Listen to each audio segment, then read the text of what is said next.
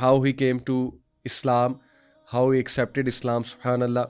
But इससे पहले मैं आपको बताना चाहूँगा कि खालिद इब्न वलीद का जो बैकग्राउंड है, खालिद इब्न वलीद कैसे बने रज़ी अल्लाह ताला अन्हु, और थोड़ा सा आपको खालिद इब्न वलीद के वालिद के बारे में बताना चाहूँगा, क्योंकि उसमें हमारे लिए बड़े लेसन्स हैं। सबसे पहली बात, खालिद इब्न वलीद सल्लल्लाहु अन्हु का कबीला है मखज़ूम, बनु मखज़ूम, और नबी अकरम सल्लल्लाहु अलैहि वसल्लम की एक वाइफ हज़रत मैमूना रज़ी अल्लाह ताला अन्हा, वो खालिद रज़ियल्लाहु अन्हु की आंट है। She is the aunt of Khalid रज़ियल्लाहु अन्हु। इससे साबित ये हुआ कि देखें, नबी अकरम सल्लल्लाहु अलैहि वसल्लम ने जो शादियाँ की, वो बेसिकली उनकी मेन इंटेंशन थी कबाइल को आपस में जोड़ना, यूनाइट करना, और ज़ाहिर है इसमें डिप्लोमेटिक रीजंस भी थी, और डेफिनेटली उसमें ये था कि डिफरेंट कबाइल का दिल भी नर्म हो and he could establish relation with different tribes so that they can enter the fold of Islam. तो ये हमेशा खालिद रज़ियल्लाहु अन्हु ज़ाहिर है वो कनेक्टेड भी रहे नबी सल्लल्लाहु अलैहि वसल्लम से इस वजह से भी, क्योंकि उनकी जो आंट थी वो नबी अकरम सल्लल्लाहु अलैहि वसल्लम की वाइफ थी। तो Banu Makhzum was a very strong tribe, और बनु मखज़ूम जो है ये पोइट्री में बहुत ज़बरदस्त इनका टैलेंट था, और एलोक्वेंसी में इनका कोई जो है वो मुकाबला नहीं था। आप देखें कि अबू जहल, ही इज़ फ्रॉम बनु मखज़ूम। अल वलीद, ये जो खालिद बिन वलीद के वालिद का वालिद है, वो बनु मखज़ूम से है। हज़रत Umar bin Khattab is from Banu Makhzum, and the likes of Khalid bin Walid रज़ियल्लाहु अन्हु बनु मखज़ूम। तो यहीं से आप अंदाज़ा लगा लें कि कितने ग्रेट मैन बनु मखज़ूम में पाए जाते हैं, if we coat Khalid bin Waleed, हज़रत उमर रज़ियल्लाहु अन्हु। और अबू जहल की जहाँ तक बात है, तो वो भी बहुत एलोक्वेंट था और पोइट्री का माहिर था, लेकिन ज़ाहिर है कि उसकी ईगो और उसकी अना और उसका तकब्बुर, that's why he is called the Pharaoh of the उम्मा। नबी सल्लल्लाहु अलैहि वसल्लम ने कहा ना, ये फ़ैरो ऑफ माई उम्मा है। अल वलीद का जहाँ तक मामला है, अल वलीद जो है इंतहाई रिच, वेल्दी और इंतहाई सुलझा हुआ एक लाइफस्टाइल। सुलझे हुए से मुराद है कपड़े अच्छे पहनना और साफ़ सुथरा रहना, और नज़र आता था दूर से कि यानी कोई चीफ जो है वो चला आ रहा है। और जाहिर है कि अल वलीद के बारे में आता है कि इसकी औलाद बहुत ज़्यादा थी, बेशुमार औलाद थी। खालिद इब्न वलीद के बहुत सिबलिंग्स थे, यानी उसकी मल्टीपल मैरिजेस थी अल वलीद की। अल वलीद जो है टू ऐड टू इट, अल वलीद जो है वो वहीदा के नाम से मशहूर था, दी वन, वहीद के नाम से। तो उसकी वजह यह है कि उस जैसा मेहमान नवाज कोई नहीं था, और पिलग्रिम्स को अल वलीद जो है वो बहुत स्पेशल ट्रीट करता था, और इतना स्पेशल ट्रीट करता था कि एवरीवन न्यू अल वलीद की जो ज़ियाफ़त थी और अल वलीद की जो ज़ाहिर है मेहमान नवाजी थी। दैट्स वाई सिर्फ उनको कहा जाता था कि he is the only one, इन जैसा कोई भी नहीं है व्हेन इट कम्स टू खर्च करना दूसरों पे मेहमान नवाजी के हवाले से, व्हेन इट कम्स टू दूसरों को प्रोटोकॉल देना and so on and so fourth, specially pilgrims को। लेकिन अल्लाह रब्बुल आलमीन ने, ज़ाहिर है हिदायत अल्लाह के हाथ में है, और अल्लाह रब्बुल आलमीन ने इसके हिस्से में हिदायत नहीं रखी, और ज़ाहिर है कि इंसान ख़ुद अपने ऊपर जुल्म करता है। तो अल वलीद ने ऐसा क्या किया कि उसके हिस्से में हिदायत नहीं आई? इंशाल्लाह मैं आपके सामने कुछ वो बातें रखता हूँ। सबसे पहली बात ये कि Al Walid was secretly impressed by इस्लाम।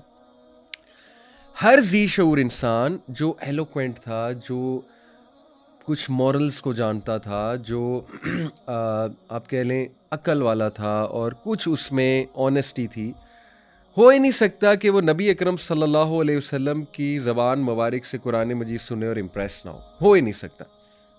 अल वलीद ने कई बार नबी सल्लल्लाहु अलैहि वसल्लम से कुरान मजीद सुना और एतराफ़ किया इम्प्रेस होने का, और एतराफ़ किया कि ये इंसान का कलाम नहीं है। मुंह पे कहा नबी सल्लल्लाहु अलैहि वसल्लम के कि this can not be the word of a man, यानी ही एक्नॉलेज, क्योंकि वो खुद पोइट था, उसकी खुद एलोक्वेंसी बहुत हाई लेवल की थी।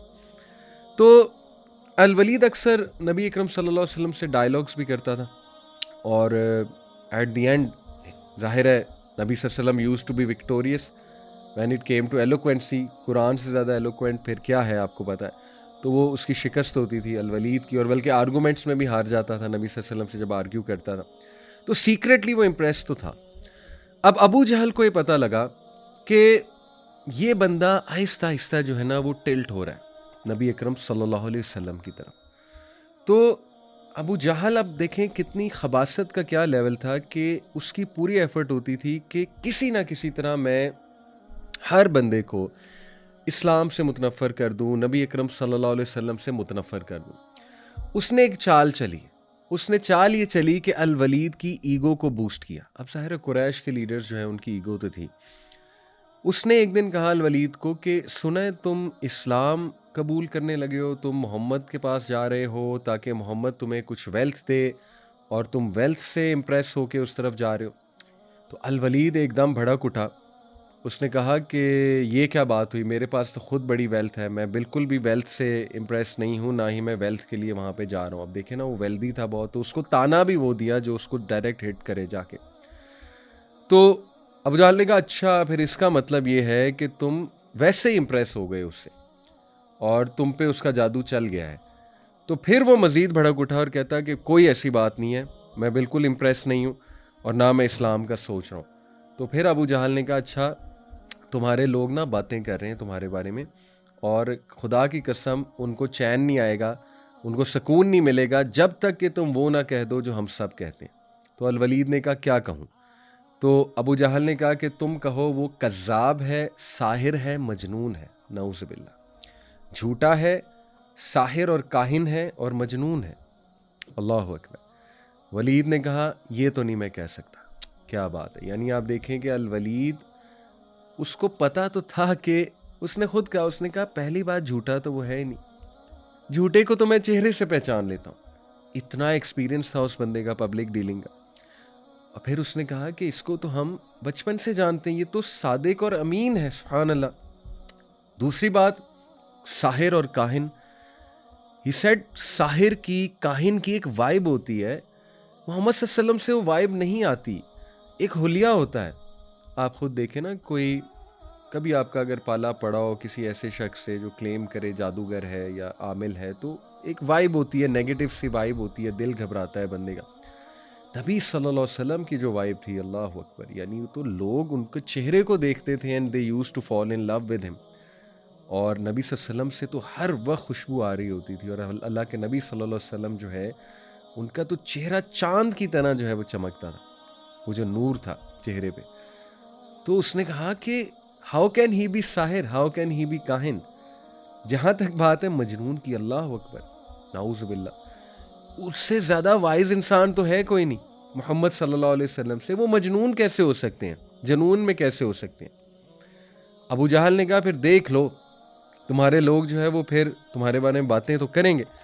बहरहाल वो सेटलमेंट फिर ये हुई कि उसने कहा कि मैं ये कह देता हूँ कि ठीक है, फिर ये जादू है, इट इज़ प्लेन मैजिक। और फिर अल्लाह रब्बुल आलमीन ने कुरान की आयत भी बड़ी सख्त नाजिल की उसके बारे में। इतनी सख्त आयात मैं अभी आपके सामने रखता हूँ, सुभान अल्लाह। आप सोचें कि खालिद बिन वलीद जब वो आयत पढ़ते होंगे कुरान की, तो क्या उनके दिल पर गुजरती होगी। और आपको पता है कि सहाबा ये आयत खालिद बिन वलीद के सामने नहीं पढ़ते थे। सूरह कलम की आयाज़ हैं, सूरह अबसा की आयाज़ हैं, सूरह मुदस्सिर की आयाज़ हैं। तो खालिद उन्हें कहते थे पढ़ो मेरे सामने, यानी I want to know, I want to be brave. तो सहाबा फिर नहीं पढ़ते थे कि नहीं आपका दिल दुखेगा। तो ये बड़ी आजमाइश थी कि सहाबा ऐसे ही रज़ी अल्लाह ताला अन्हो नहीं कहते हम उनके साथ।